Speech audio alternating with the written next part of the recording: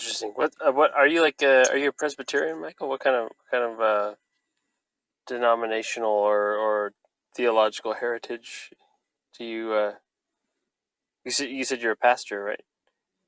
Yes. Yeah, I'm sort of a rebel. I kind of bounce in and out of these different camps, I guess you could say. I think the most solid would I would probably be boxed in as like a independent Baptist type of view. I'm Calvinist, Reformed in that regard. Not so much Presbyterian. Well, I guess one of the highlights of my teaching that most people want to focus on and question would be I'm a full preterist, which is obviously a monster to some, a strange animal to others, and just flat out wrong to others. So that would be what I focus on the most. However, I feel comfortable identifying as a sort of independent Baptist view. Um, yeah.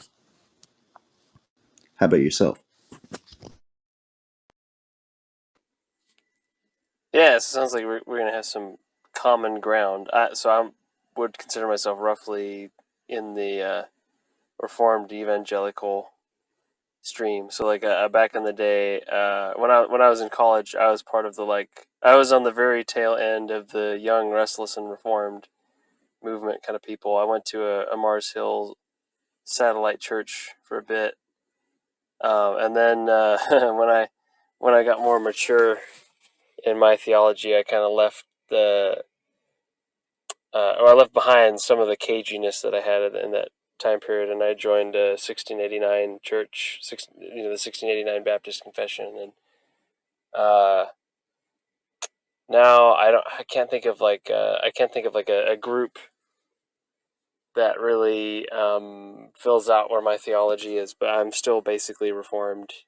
Uh, it's funny you say you're a full preterist. So like I would, with respect to like eschatology, I probably what I'm trying to remember the terminology. So I think I would count as an idealist, amillennial. I think. Yeah, I'm becoming increasingly comfortable with the idealist perspective. I've argued against it for years and consider myself to be rather conservative when it comes to some of the time statements and things. Interestingly enough, I've actually been engaging the 1689 churches. You might know the name Tom Askell and Vodi Bakum and some of these other guys. I've been engaging them on their thoughts about preterism. It's not exactly easy. They don't really want to have the conversation, but I'm kind of forcing my way in there. And again, if you make YouTube videos, especially 3-minute clips that speak about a view, don't be surprised when people come and kind of hold you accountable to the things you said. So I've been engaging and hopefully doing it in a polite manner. And even though I can tell that Tom Askell doesn't necessarily want to have the conversation, um, I've just been trying to urge him a bit to listen to his podcast and then tell him, well, that does have a little bit to do with eschatology, and kind of leaning in there. So interesting place to be. I can definitely understand the move away from the what was that, the Young Reformed and Restless group. I noticed Mark Driscoll was trending on Twitter the other day. Um, yeah, so it sounds like you're on a good journey, brother. Yeah, it's funny you see full person. So yeah, Vodi Bakum. Do you have like a Do you have is this conversation, is this exchange taking place on like Twitter, or is this are there like articles that are sort of retorts between you two? Is there something I can read or watch to see what this is going on? At the moment, At the it's kind moment, of it's just kind of just ground level ground type level. of discussion. Um, I've been doing it on my podcast, speaking to it on my podcast. Vodi has a video. I don't think he put it together. I think somebody did it in his name. Um, Put together a sort of 3-minute clip on why preterism is wrong, and then the comments there on the YouTube. One of the issues I've been a full preterist for about 12 years now, and I've done debates. I've participated in public debates, etc. And the hardest issue I've faced is that there's a lot of folks that just don't want to deal with the conversation, and a lot of times don't want to be accountable to the things they've said. So right now, there's nothing. I did let Tom know that Tom Askell, that Vodi Bakum will be in Cape Coral, Florida, in January, and I let him know I most likely will be there to further engage this conversation. I think that it's something that needs to be talked about, and even if it's just sitting over a plate of food and having conversation for the time being, and then working towards something more formal, I'd love to do that, but I don't know that I'm going to let them get away. So kind of just starting that conversation right now. What? So what is? So I've never really understood the view. So I know there's a. I had a friend. Do you remember Google Plus? Yes, I do. Okay, so back in the Google Plus days and the days of Google Hangouts, I had a buddy. I cannot remember his name now, but he considered himself full preterist, and he had some very interesting takes on certain passages. I think he tried to argue that Jesus's return coming was some missed sequence or something in Acts. I don't, and it's very vague in my mind because to me, like in the back of my mind during all this conversation about full preterism, is like, okay, that's really nice that you can look at these particular texts, but like, what do you do with the big concepts? Like, what does this all end? Are we living in heaven right now? Like, where's this going? What is your view of the eschaton? What is the point and end of history? It doesn't really matter to me like what you can do with these individual texts if there's not like a bigger understanding of where history is going. So I guess like so for me, like that's the big question is like, okay, Michael, you're a full preterist. Like, what is that? Like, what is heaven to you? What is what is the final age or the end point of history? Like, where is this going? What is your view involve in all that? That's a great question, and yeah, I think that's the most important kind of developing the worldview. What are we actually saying? And for me, the first thing I have to say is that I think that the deconstruction needs to be done, where we have to admit that a lot of these things that we've put together, our view of heaven, our view of new heavens and new earth, paradise, a lot of these phrases that are found in Scripture, that we've somewhat erroneously put them together and created views that now most people presuppose. So I try to get people to start there. That we have to admit that there's some funky stuff going on in Christian theology that needs to be undone. And that's not just a full preterist thing. That's, again, yeah, you've probably seen some of this as well. You get into these different camps and they're saying different things. So I've done that. I'm a former gang member. I became a Christian in prison, came out of prison, went to Bible college, kind of been just through the gamut. I didn't understand denominations. I was like, man, these guys are like gangbangers. You got different gangs and of Christians. And so for me, it's just been very interesting to learn the different views. And I've realized, like, well, there's a lot of contradictory things going on. And eschatology was a major focus, even from the moment I became a Christian. So that being said, that fills in where, if I see confusion in other areas, then obviously I saw it in eschatology. So that being said, I believe that what the Bible is talking about is basically pointing to where God's presence would be found. And ultimately, his presence is found in his church. So I think most of what we're reading in the Bible leading up to another age would be pointing to where God's presence and power would be found and where that kingdom would manifest from.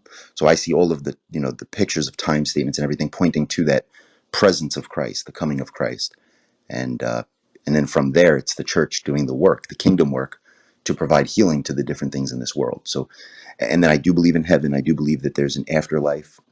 Obviously, like you mentioned, the biggest thing I think for most folks is wrapping our mind around the resurrection of the dead.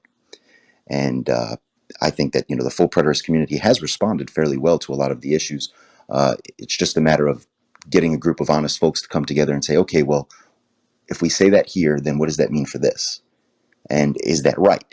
Kind of putting together the syllogisms and correlations. Uh, that's what I think that the full preterist community is still trying to encourage the larger Christian community to do. And hopefully that responded to your question.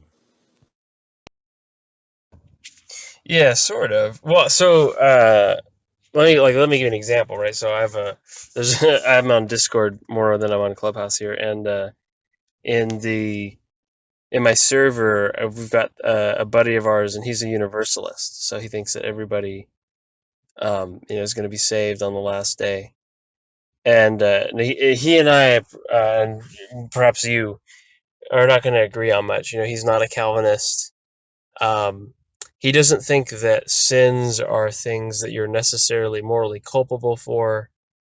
So, the sins can be things that are more like natural evils, like a tornado, or um, your the electric wiring in your house going haywire. Something that you're not really you can't be charged as condemned for it. It's just a bad thing that God doesn't like, and He's trying to go out to stop it. So he's kind of a crazy radical view about this, that, and the other about the world.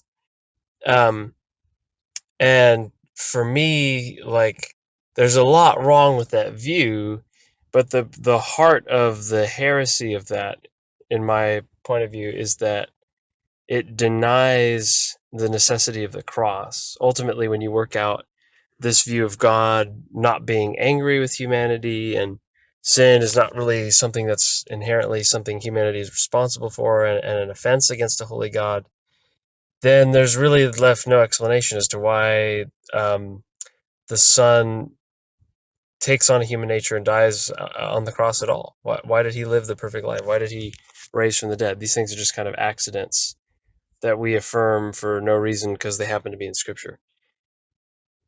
Um, contrary to, like, basically all of Paul's epistles, where he does the arguing of exactly why this thing is so necessary. So for me, like, the real big issue with full preterism for me is, and I don't really understand much about it. I know I'm next to nothing, but I shouldn't say the real big issue. I should say my big concern is, okay, well, it is of utmost importance to the gospel, like this idea that there's going to be a final judgment, that people are headed toward a day of condemnation and vindication for believers, where they will be ultimately separated. And if we got rid of that idea, then I don't think you'd have the gospel anymore. You wouldn't have Christianity. And so it becomes a false gospel. And so, whatever else, that's why I brought up my buddy, right? Because, like, there are some really weird to me, but interesting ways of handling particular passages here and there regarding preterism, but I don't really care about all that. That stuff to me is secondary. What's primary is, like, okay, what do we do with Judgment Day? What do we do with the idea that there is supposed to be a moment where um, the whole of humanity, once and for all, is divided into two groups. One group separated from God forever, and one group reconciled to Him in a vindicated way that requires no further sanctification or progress or healing or anything like that. It's the end, the final chapter.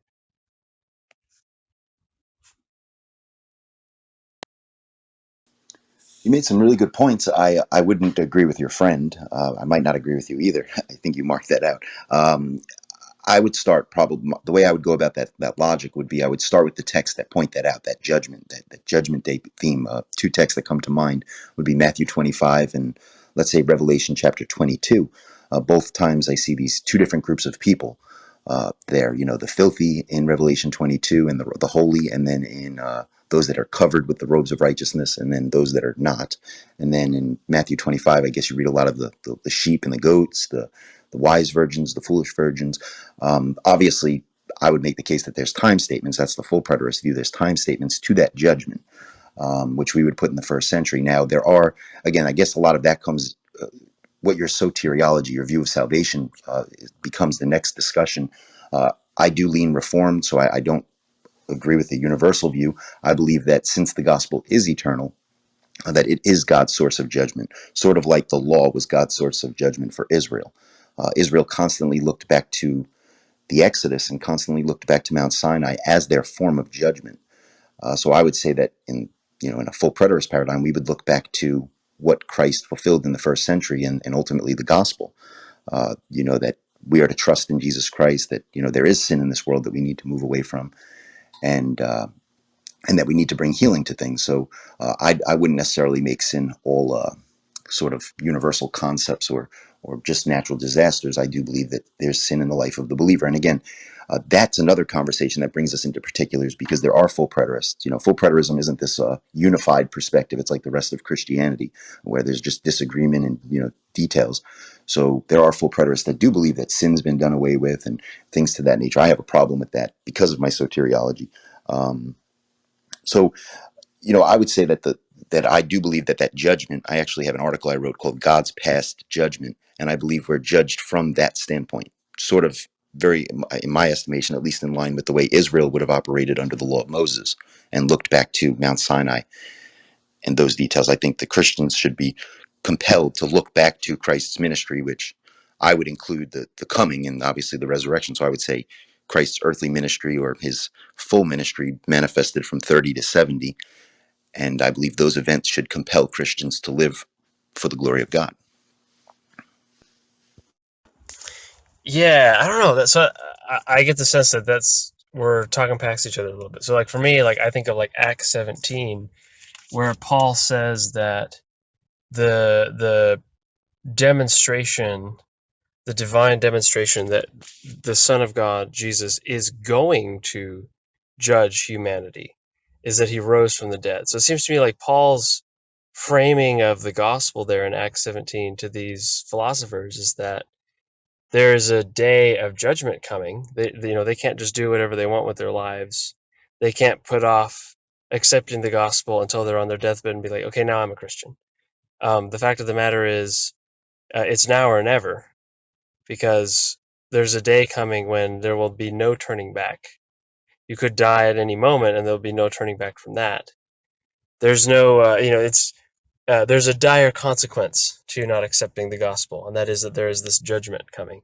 But it seems to me like I don't know how in the world to reconcile that with full preterism. Like, how could I be a full preterist thinking that Jesus has already come back, but also say that, well, actually, there's still going to be this day of judgment where Christ comes down.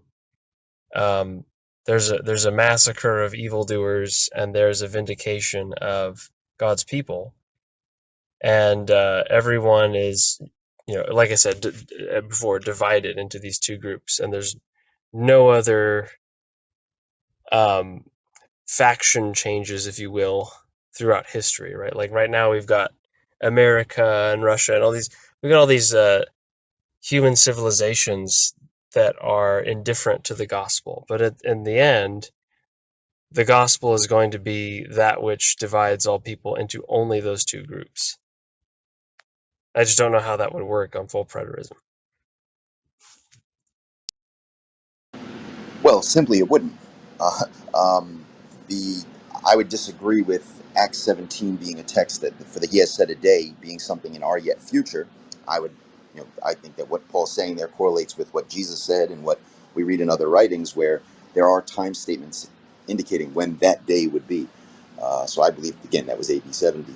Um, but I don't believe, when I get to the end of the Bible, and I know Revelation is not a chronological book, but when I get to the end of Revelation, we do read that when the new heavens and new earth is consummated, which I believe would happen after the judgment, that there are those that are guilty and filthy and are separated or not covered in the robes of righteousness, and there are those that have the right to enter the city. That's the end all picture that I see in Scripture. So for me, that's the reality we're living in now. There's those that have the right to the kingdom, are living in the kingdom with the robes of Christ's righteousness, and there's those that are outside. In my estimation, it doesn't necessitate that judgment that you're speaking of, the separation. I believe that was uh, put in the time of the time statements. Excuse me, the time statements put that within the time of the first century.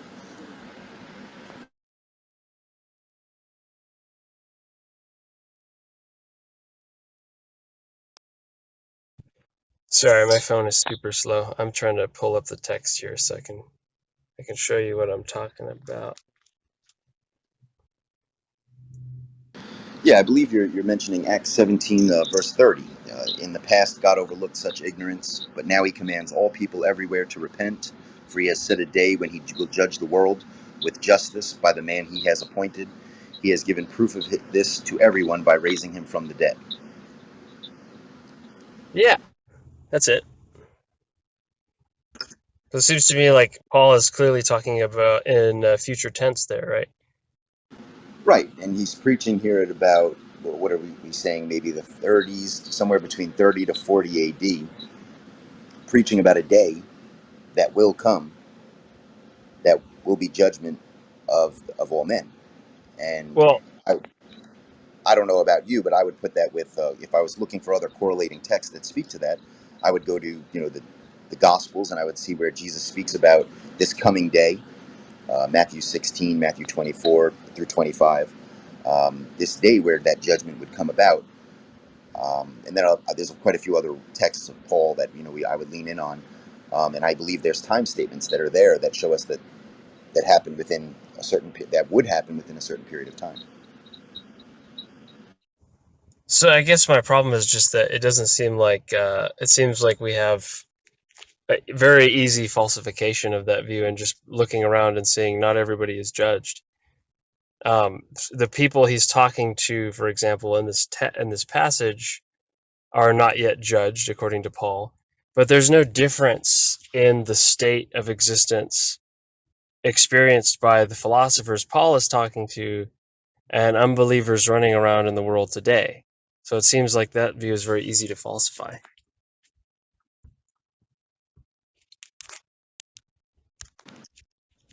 Well, I guess I would disagree. I would say that, when we put these texts together, that, as I mentioned at the beginning, there's a sort of necessary deconstruction that probably needs to be done with what we're demanding of that judgment and ultimately what we believe the end all reality is. I hold on to Revelation 21 through 22 as a sort of picture of what after the judgment would look like. And I don't know how familiar you are with that text there in Revelation 22.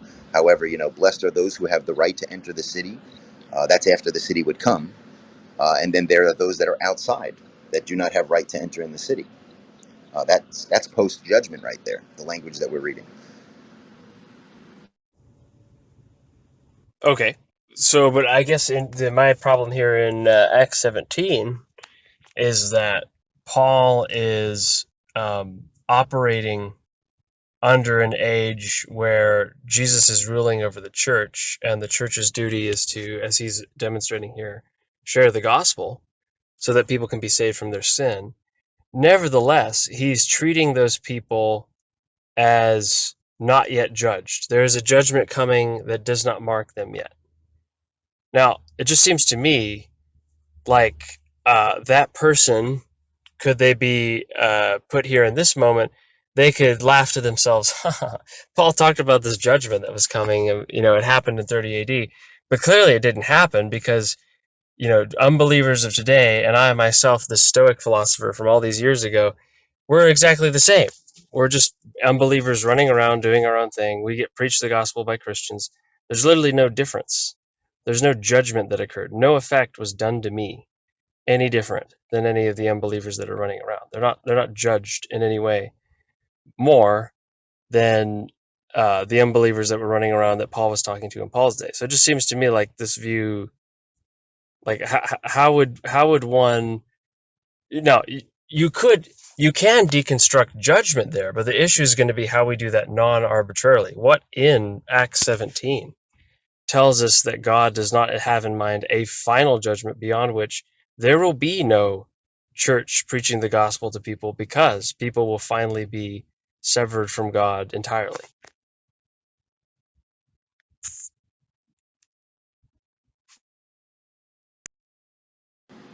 Yeah, I guess I disagree with the way that we're framing it. I would say, by the way, I wanted to be clear. I believe that the judgment that we're speaking about took place in 70. So that would be, what, 40 some odd years from when Paul's preaching here in Acts chapter 17, and maybe a little less than that. Um, so I do believe it was in the future. I believe it was pointing to the dissolution of the old covenant system and the effect that that would have on believers. So I believe the judgment, yes, while it affected the non believing world, of course, I believe the bigger picture was to provide the change, the resurrection of the dead, the things that the Apostle Paul mentions would happen at the coming of the Lord. Um, I believe that as a believer, all things pertaining to life and godliness are given to me through Christ Jesus. I believe that that is the distinction between myself and those of the world, those that are not in Christ, that they don't have the beautiful riches of being in Christ. That is the judgment. That's what, again, I mentioned. The reason why I mentioned Revelation 21 through 22 is we're talking about, it says, for he has set a day when he will judge the world with justice. Now, we have to, what I would encourage is an exegesis of that and say, what day? And go back to the Old Testament and read what day they were constantly waiting for, the day of the Lord. I believe all those things that are written in the Old Testament regarding that day are provided to believers today. That's our provision. And I get what you're saying there, but more of a philosophical. I'm not so strong in the philosophical area of things. I'm more of an exegesis type of person when it comes to the scriptures. And I hear what you're saying. I would make the case that I base my understanding of the judgment upon the time statements and the exegesis of what Jesus and the apostles said. And then I have to wrap my mind around that rather than start with my view and wrap the verses around my view. Yeah. So, as regarding the treatment of the justice as this difference between unbelievers and believers, believers being able to be part of the church, it just seems to me that that's not what Paul says, right? So, what Paul says is that um, he has set a day when he will judge the world with justice. What is justice? Well, God has many times over throughout the prior verses in the Bible, all the way from Genesis 2, where it says that dying you will die if you eat the fruit. Um, throughout Exodus and Deuteronomy, where death is the punishment for blasphemy against God, over and over and over. Separation from God is justice. Do we see unbelievers being separated from God finally? No, we're still out there sharing the gospel with them for the chance for that. So it just seems like on the Bible's view of justice and on the Bible's view of what is being predicted here, Paul's saying the Son will come and apply justice to unbelievers. Which, just to interrupt myself real quickly, that's primarily a statement about unbelievers, not believers. It's not a status change for believers. It's primarily a threat to the spiritual well-being of unbelievers. It's an ultimatum. It's a way of saying, look, uh, a punishment is going to be dealt you on this specific day. That just hasn't happened. It seems quite obvious looking around. There's no punishment on unbelievers today that's any different than the unbelievers that Paul, or excuse me, that's any different than the state of existence that unbelievers had in Paul's day. You're right that believers have the right to go to church. Okay, believers had the right to go to church during the days of Israel when church just meant, being part of the nation of Israel. So it just seems to me like this view makes nonsense. Words like justice, nonsense words like judgment doesn't really mean anything anymore that can actually be individuated and be like it's a non-falsifiable claim. It's just a word that you can redefine for any state of affairs that you've got going on now.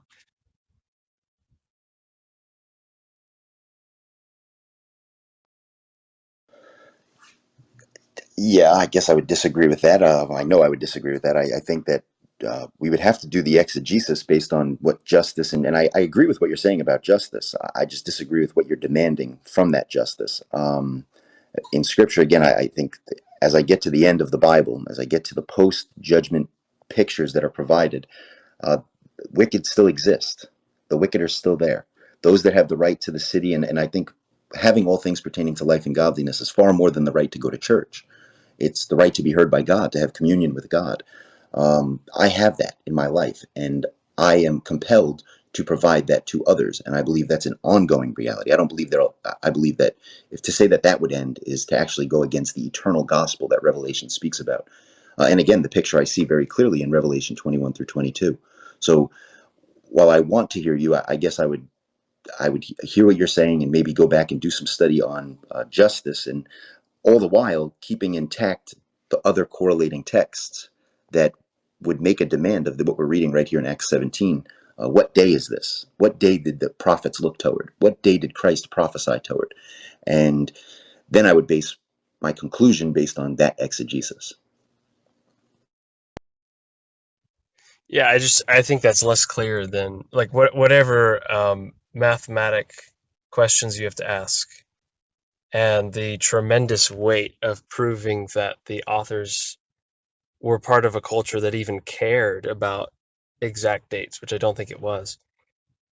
I can't even imagine fulfilling that burden of proof. But in the meantime, like there's very clear teachings on what justice for sin is, and it seems like again and again. You're right. We would have to take a survey. We would have to look at interpreting passages rightly. Dividing scripture rightly. But I mean, we could just start with Genesis 2, right? So it seems that in the very beginning, the judgment for death, if you receive justice, if the wrath of God is not um, taken for you by a mediator, then the judgment for sin is death. And the Bible will go, assuming you lean Reformed, then the interpretation of death there is that, okay, well, ultimately it doesn't mean you become a dead body. It doesn't mean you become non-existent. What it means is that your state of existence becomes separated from God in an irretrievable way. You are finished in a state of severance from anything of God's benevolence, and only continue to experience God in His wrath. That seems to me to be, the typical Reformed take on death. It seems to me like that's not what unbelievers are experiencing nowadays. It seems to me like unbelievers constantly convert to Christianity. We're still told, like you just said, to share the gospel with them so that they can be justified by Christ's righteousness. So that's not the if justice is uh, irretrievable severance from God, and these people are not irretrievably severed, then it follows very straightforwardly that what Paul is predicting is something very unlike what we're experiencing now.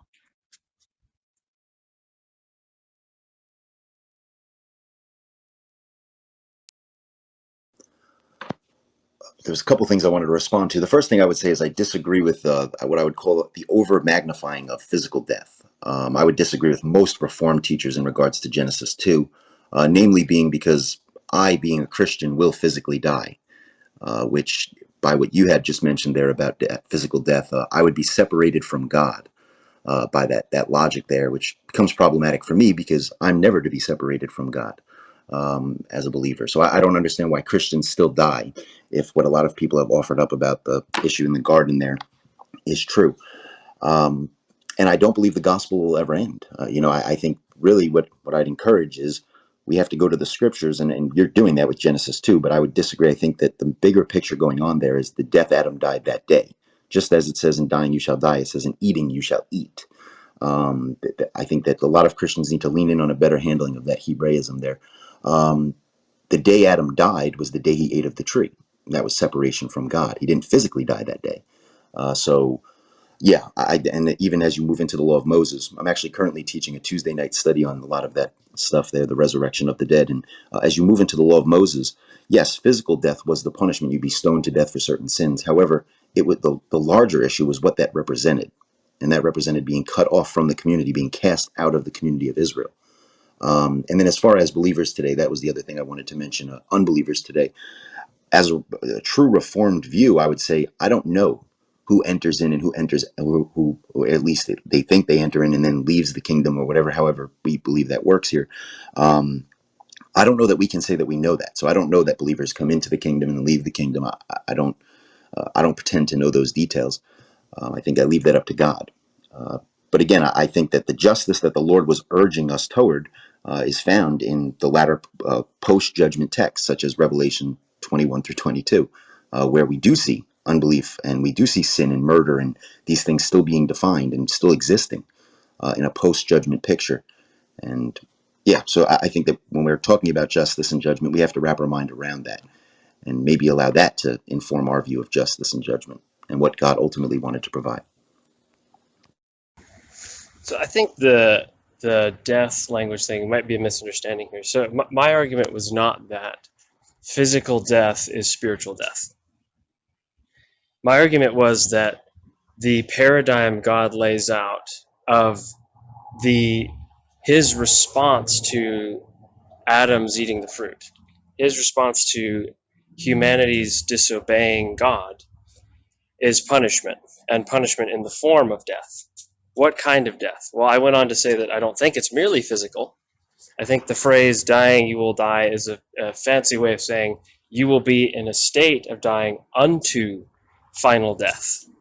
You are now in a state of futility. You are severed from God's uh, covenant of grace in a way, or not covenant of grace, but uh, covenant presence, I should say. You're severed from God's covenant presence in a way that does eventually kill the body, and that leads to killing the soul. Does that mean that if you die, you necessarily have spiritual death? No. In fact, my argument can be remain silent about that and say, and even not even make a comment on what the relationship of physical and spiritual death is. All that needs to be said is that there's a paradigm of justice in Genesis 2. The paradigm of justice is final, it's irretrievable. Someone cannot come back from the death that is pronounced there. Um, Moving to Exodus, for example, I think you're right, but don't go far enough when you say that um, what's represented is removal from the community. True, but why is removal from the community relevant? Well, because the community is defined by its connection to God. It's ultimately being cast out from God's presence. Removal from the community is relevant because you're being cast out from God's people who are present with Him. So again, yeah, I agree with the symbology there, but it goes farther. It goes back to the original point, which is you're um, there is a symbol there of you're doing something, you're consenting to a sin that is so terrible, it requires us to give you a punishment that refers back to the ultimate justice that sinners have in the hands of an angry God. Final severance from Him that is irretrievable. So, again, I'm happy to look at text. If you think there's something that you disagree with, maybe you don't think Genesis 2 is setting out a paradigm of justice, that would be, I think, huge. That's just to me a red alert warning, because that's a huge um, deviation from Reformed teaching. But if we are Reformed and we do think that Genesis 2 is telling us what God's outlook on pouring out wrath on sinners looks like, and it's this ultimate state of spiritual death from which they cannot return, and then we look around and just note that people can and do return from their state of unbelief in the present day, then it just means there's no judgment yet. The judgment to come that Paul is talking about will be final, where everyone can see every human being in the unbelieving side is also every human being that is facing death from which they cannot return. Not saying they'll be annihilated, saying there's left no open question about who is a believer and who is not. It will be demonstrated.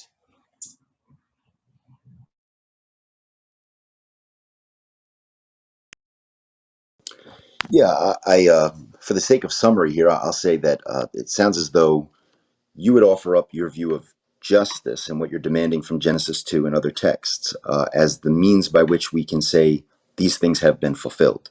I would offer up the view that if we do the exegesis, it may have to reform your view of what you're calling justice. And that's the full preterist view. Again, I know the Reformed community has their views on Genesis too, but as I mentioned at the beginning of our discussion, I'm a bit of a rebel. I'm willing to challenge some of those things, and I call men again because I'm sure you know this, in the Christian community, there's a variety of different interpretations of these things, and I think that we need a bit more consistency. I think certain people have it right over here on the left, and then they have it right over on the right. So. I hate to use left and right imagery, but either way, hopefully everybody understood what I was saying. That being said, I disagree with what we're demanding out of some of these texts. I think a lot of that has more to do with our presuppositions and philosophies than what I see the scriptures pointing to, which is this reality that I do believe, as you're pointing out, the standard of judgment has been made known and it will never be changed. It's not I think the picture is that it's Christ.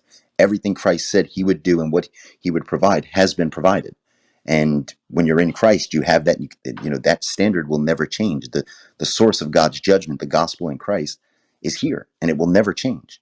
So I do believe that justice has been meted out. I don't believe that we need some universal. I think we'd be very hard pressed to find other texts that would correlate with Acts 17 that would make the case for a universal judgment at some period of time. And of course, it would require completely ignoring time statements and things that Jesus said, such as this generation or some standing here, and then seeing how those texts correlate to other things Paul said, for we who are alive and remain in 1 Thessalonians 4. Again, a lot of different details. So for me, the exegesis is important, and then informing our view of justice rather than demanding the view of justice and bringing our thoughts around that. Okay, I definitely want to preface here. I gotta take off. So be curious to hear your last word. I don't want to.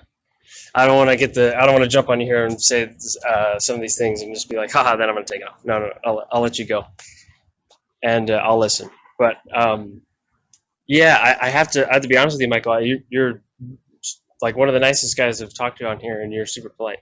I get really worried though when somebody says that things like timestamps in the Bible, when we know, I think it's a pretty obvious state of affairs that the kind of cultures behind the biblical text didn't care about time frames the way we do.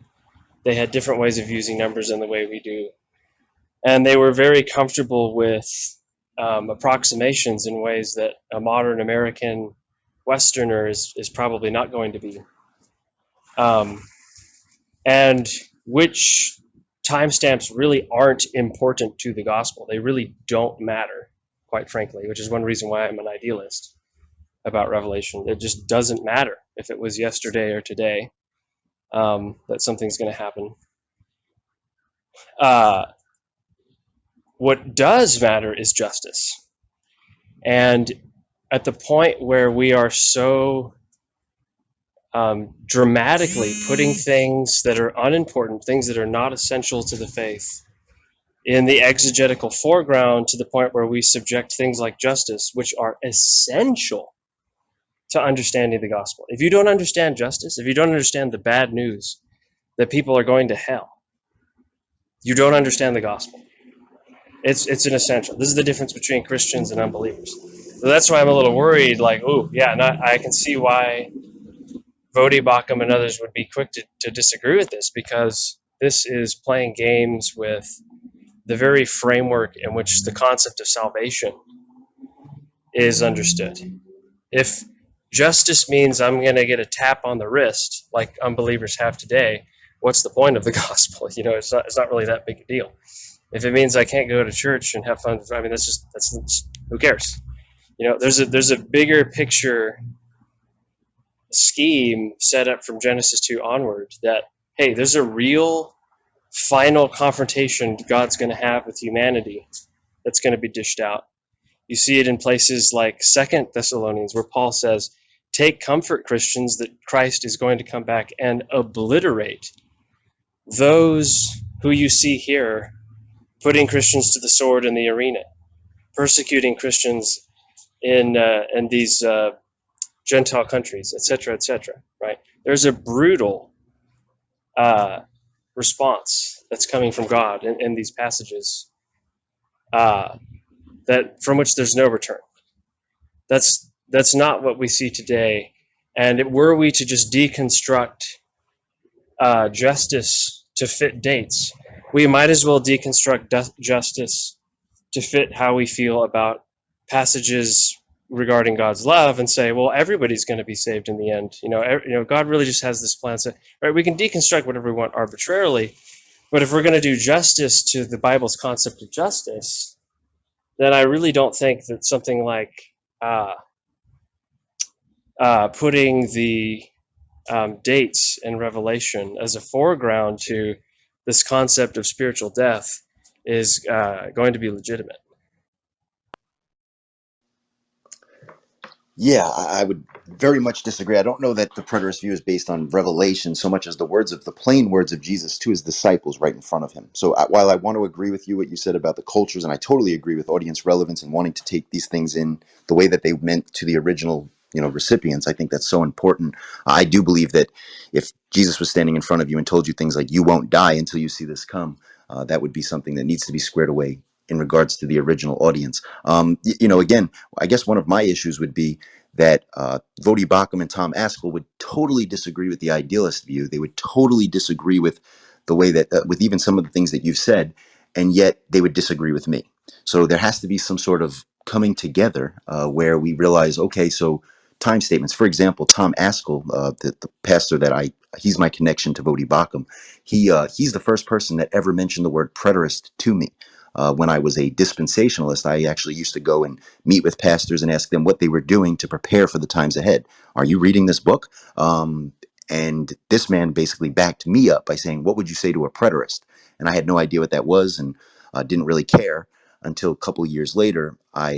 In the midst of my getting ready to move to the mountains, I bumped into a preacher who happened to be a full preterist and challenged my thoughts.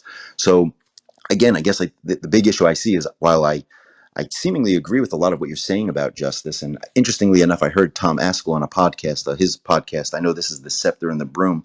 His podcast is called The Sword and the Trowel, and on that, he talked about justice and kind of came against the full preterist view and some similar to what you're saying. My friend, I'm sorry, I don't know your name. However, Oh, you can just call me Jimmy. Jim. Yeah, Jim or Jimmy or James. Any any of those versions. Yeah, those work. All right, cool. Um, yeah, so I guess that's where he would say something similar to you, Jimmy, that you brought up in regards to the justice of God. And so for me, that's a great starting point. I'll tell you what, you've definitely got my mind going. I think I need to get a good handle on what I would say about the justice of God and how that would frame with my paradigm. And then if you're interested, I would love to reach out to you and maybe even reach out, as I mentioned, I'm kind of being a burden to these Southern Baptist folks. Um, I'm probably going to reach out to them and ask them, what would you say to this? And then, create some conversation around that.